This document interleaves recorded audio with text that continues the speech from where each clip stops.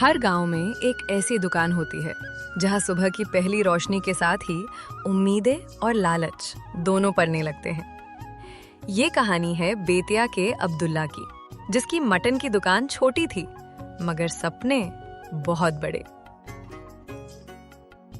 अब्दुल्ला, इतना जल्दी क्या है? थोड़ा सब्र से काम लो। ग्राहक तो सुबह 9 बजे के बाद ही आएंगे। 9 बजे? सीता, दुनिया कहां से कहां पहुंच गई और तू अभी भी सब्र की माला जप रही है।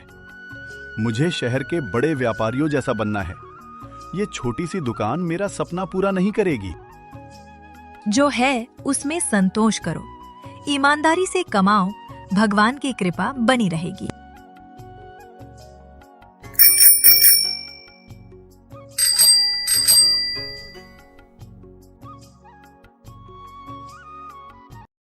अरे अब्दुल्ला बेटा, 1 किलो ताजा मटन दे दो, आज पोते का जन्मदिन है। क्यों नहीं शंकर काका, सबसे ताजा, सबसे उम्दा। अब्दुल्ला की कलाकारी में अब उसका लालच शामिल हो चुका था। हर किलो पर 50 ग्राम कम तौलना उसका व्यापारी धर्म बन चुका था। ये लो काका, पूरे 1 किलो 450 रुपये। बेटा, थोड़ा ज्यादा लग रहा है आज।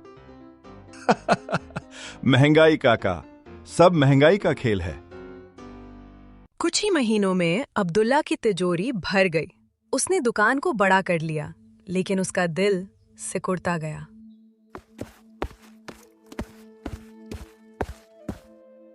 अब्दुल्ला बेटा, क्या बात है, दुकान तो खूब चल रही है, रात दिन तरक्की हो रही है। हाँ काका, मेहनत और सही तरीके से काम कर रहा हूं, इसलिए अब तो फ्रिज भी ले लिया है। बेटा, याद रखना, पैसा हमेशा मेहनत की कमाई का होना चाहिए, लालच का नहीं। लालच की बुनियाद पर बनी इमारत ज्यादा दिन नहीं टिकती। काका, आप भी पुरानी बातें करते हैं। मैं स्मार्ट बिजनेस कर रहा हूं। तुम्हारी पत्नी बहुत धर्मपरायण है, उसकी ईमानदारी ने ही अभी तक तुम्हें बचा रखा है। सब पुरानी सोच वाले हैं। मेरा भाग्योदय हो रहा है तो कोई नहीं देखना चाहते हैं।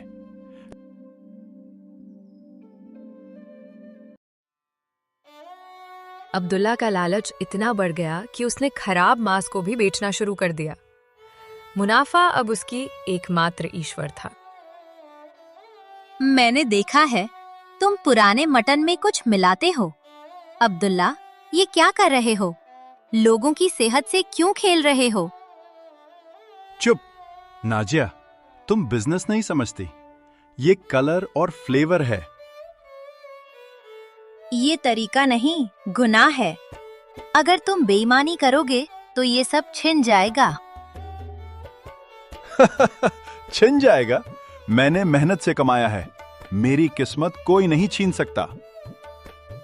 वो भूल गया था कि प्रकृति अपना हिसाब हमेशा ब्याज समेत लेती है।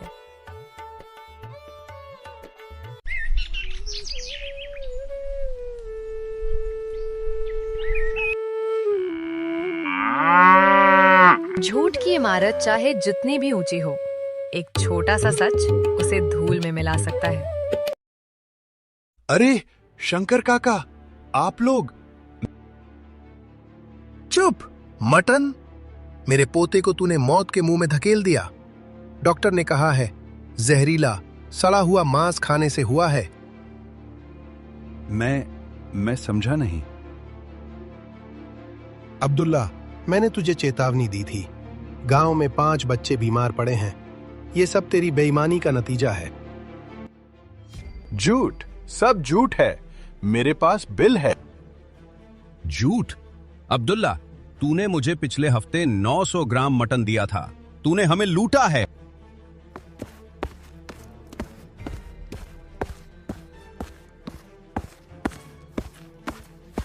रुक जाओ अब्दुल्ला, कब तक झूठ बोलोगे? तू बीच में मत बोल। नहीं, ये सब सच कह रहे हैं। इन्होंने पुराने मटन में मसाले मिलाए, पानी डालकर वजन बढ़ाया। ये बेईमान है। देखो, इसके मटन किस तरह से बाज दे रहा है। उस दिन अब्दुल्ला की मेहनत नहीं, उसकी नीचता तराजू पर तौली गई। यही है अब्दुल्ला, यही है तेरे लालच का फल। लालच की दौड़ ने अब्दुल्ला को वहां लाकर खड़ा कर दिया जहां उसके पास सब कुछ था, मगर अब उसके पास कुछ नहीं बचा था। नाजिया, तू अब भी दुआ कर रही है? किस अल्लाह की दुआ कर रही है? अल्लाह ने नहीं, तुमने खुद को झटका दिया है अब्दुल्ला। मैं उसकी पूजा कर रही हूँ जिसने मुझे इस विनाश में भी सत्य पर टिके रहने की शक्ति दी। मुझे जुम्मन काका की बात याद आ रही है।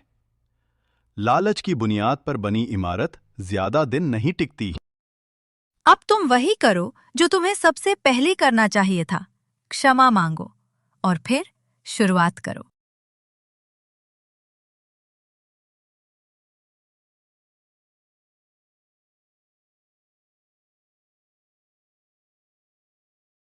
तब तक घूमता रहता है जब तक हिसाब बराबर न हो जाए। अब्दुल्ला कुरैशी, माफ करना, तुम्हारी जमानत रद्द हो गई है। हम तुम्हें गिरफ्तार करने आए हैं। अब्दुल्ला बेटा, ये सजा तुम्हें कानून नहीं दे रहा, तुम्हारे कर्म दे रहे हैं। ठीक है ऑफिसर, मैं तैयार हूं। नाजिया, मेरा इंतजार करना। जब मैं वापस आऊंगा तो एक नया अब्दुल्ला होगा। और इस तरह लालची मटन वाला अपनी लालच की कीमत चुकाने चला गया। कहानी हमें सिखाती है कि संतुष्टि ही सबसे बड़ा धन है और लालच केवल सर्वनाश की ओर ले जाता है।